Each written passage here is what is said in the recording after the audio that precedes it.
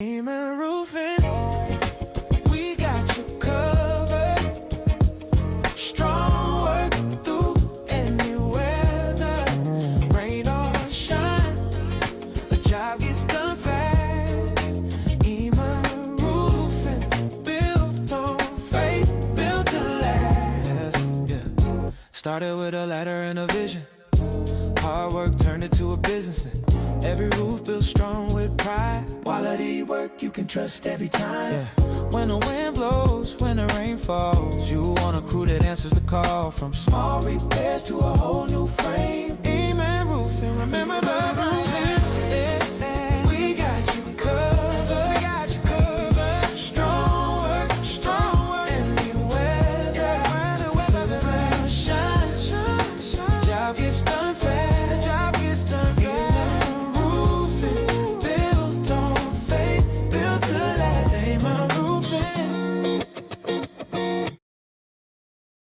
Also share my story with you, how I came to Shaker and so forth. So, like I said, I appreciate you taking some time and meeting with me today and helping me learn about your story. As I said to you on the phone, I see your trucks all around. So. Family business, I'm the first person to, I pretty much started the business back in 2018. Okay. Yeah. And then, so I mean, what made me started, actually, I was in the general contracting before that. Hit that light for me, I'm sorry. And then I was in general contracting before that. And so actually what brought me to general contracting was that when I first graduated, I was trying to, just trying to find my way. So I graduated from Coppin State, that's in Baltimore, Maryland. Came back to Cleveland and was having trouble finding the job. So then, so I started working at a call center. And then a friend of mine introduced me to real estate. This is like back in, this is before the crash, like about 2004, 05, around that time. And so I kind of got into the real estate, and then the crash happened.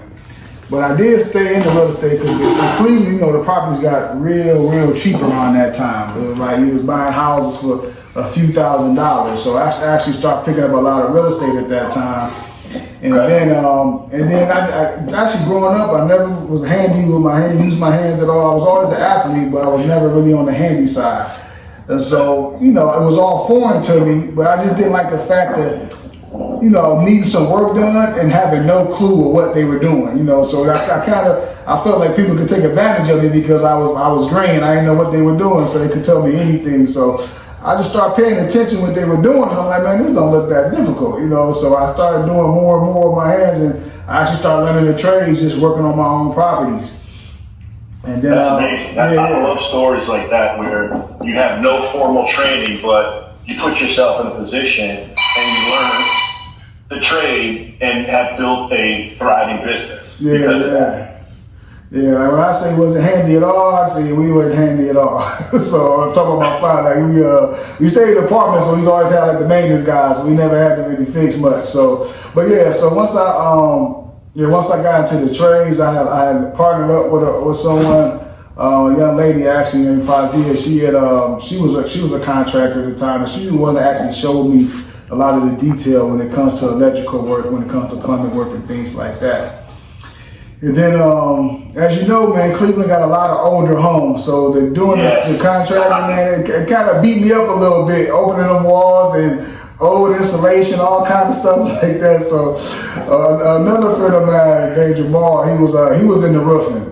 And he was always clean. I was dirty, he was always clean. So that's what I was kind of interested in.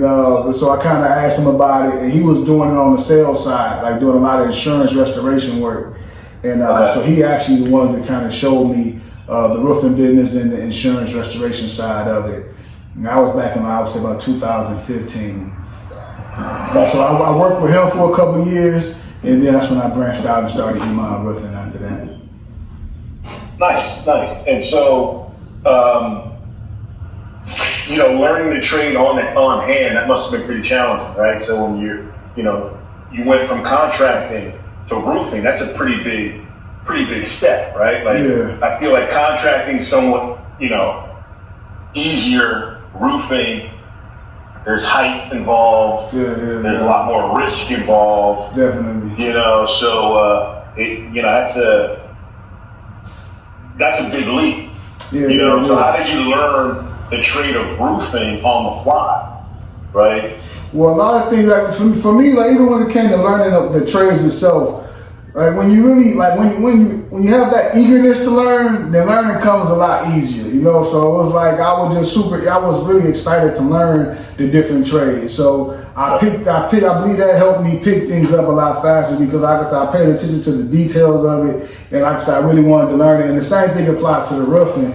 It was, you know, once you get over that fear of height, but just having that eagerness to really learn it, and you know, when you talk to people, want to know what you're talking about and things like that. Like I said, it kind of came pretty fast. Like I said, just because of the motivation of wanting to learn it. So how big's your crew?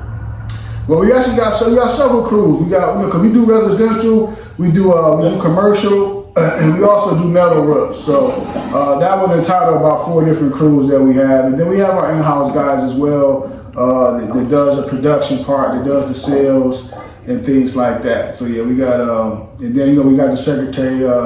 Actually, my wife, she answers the line. She pretty much answers the line when you call the office. Okay. You would get her on there. I think I spoke to her the other day. Okay, yeah. If you called the office, it was her you spoke with. Yeah, I think I spoke to her because there's a different number listed on your Facebook page. I think that's the number I called. I think maybe that links to your Facebook. Yeah, I believe so. Yeah. Nice. So with multiple crews, how many employees are they? All 1099, or are they W-2 employees? Like, how big is? Yeah, they're all the crews. They're all 1099. It's just easier that way. At the moment, it's easier that way. I'm starting to look into like the W-2 options, but yeah, at the moment, it's pretty much 1099. Gotcha. And you know, one of the things I've been asking business owners is, you know, I've been hearing a lot of, hey, you know, it's pretty challenging to acquire and retain good team members, employees, contractors, because it's pretty competitive out there. What is your secret to maintaining a solid crew? I mean, my secret really is just being solid with the individuals, like really just being a person of my word. I don't play, you know, sometimes you get, when the times of getting paid for them, you know, people start making up excuses or putting people back. I don't believe in playing on people's money. You know, once the job is done, they get what they work for. And then, so for me, and then my attitude, I'm a very positive person, so I'm not really, you know, a negative person or, you know, just gonna talk down on somebody or anything like that. And so for me, it all kind of runs hand in hand. It's just being someone that's good to be around and just giving off that good energy.